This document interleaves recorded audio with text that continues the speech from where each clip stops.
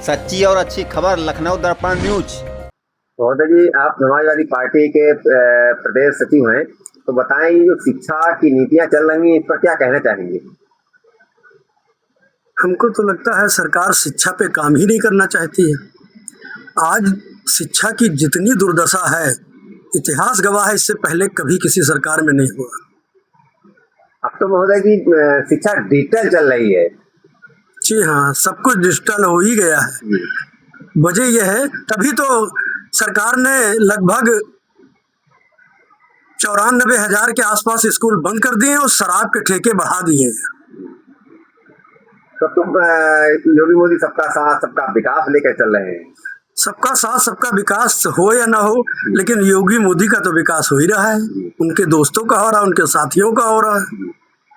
तो जो हमारे गरीब बच्चे हैं जो पढ़ नहीं पा रहे हैं और अमीर बच्चे जो है विदेशों में डिग्री ले रहे हैं, उनके संबंध में क्या कहना चाहेंगे? सबसे पहले तो सरकार को ये सोचना चाहिए कि जो ये प्राइवेट स्कूल हैं, प्रतिदिन फीसें बढ़ती जा रही हैं, हर साल किताबें बदली जाती हैं। इस तरीके से गरीब का बच्चा कैसे पढ़ सकता है? सरकारी स्कूल बंद किए जा रहे हैं जहां से गरीब लोग शिक्षा लेते थे।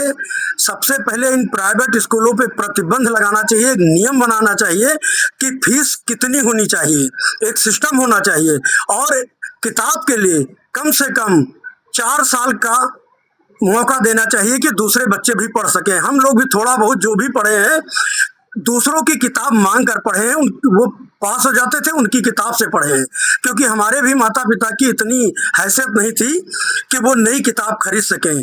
लेकिन यहाँ तो वो नियम चल रहा है कि आज किताब आई, दूसरे साल वो बदल गई, दूसरा बच्चा पढ़ ही नहीं सकता है।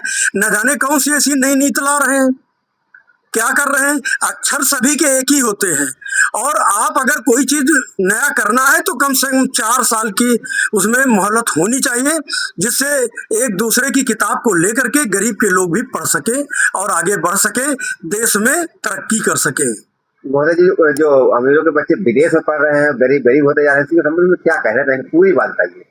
उसके संबंध में हमारे देश में लोग केवल मंच पे बातें करते हैं, स्वदेशी अपनाओ, और इस सरकार का सबसे बड़ा यही नारा है और इसी सरकार के ज्यादातर बच्चे विदेश में पढ़ रहे हैं।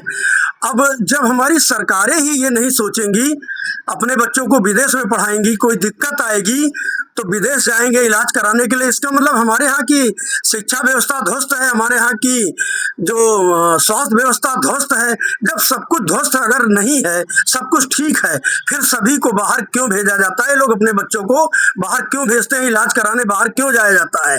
सबसे पहले भारत के स्कूलों को ठीक करना चाहिए और यहाँ की स्वास्थ्य व्यवस्था इतनी मजबूत, इतनी दुरुस्त करनी चाहिए कि जो कमजोर देश है वो हमारे देश में इलाज करने आए, ना कि हम दूसरे देश में इलाज करने जाएं, ना कि हम दूसरे देश में पढ़ाई करने जाएं।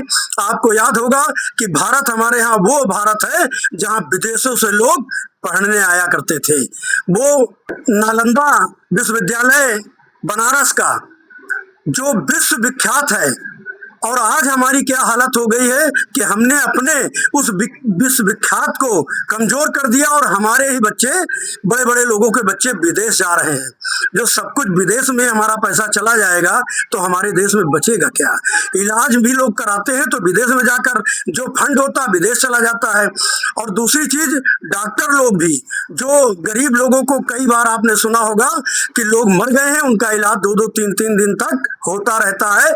इस पर भी कैमरे लगाने चाहिए। जनता को पूरा अधिकार है, अगर वो इलाज का, पढ़ाई का पैसा देती है तो उससे जानने का भी अधिकार है कि हमारा पैसा किस मध्य में खर्च हो रहा, उचित है या केवल लोग हमें बेवकूफ बना रहे हैं।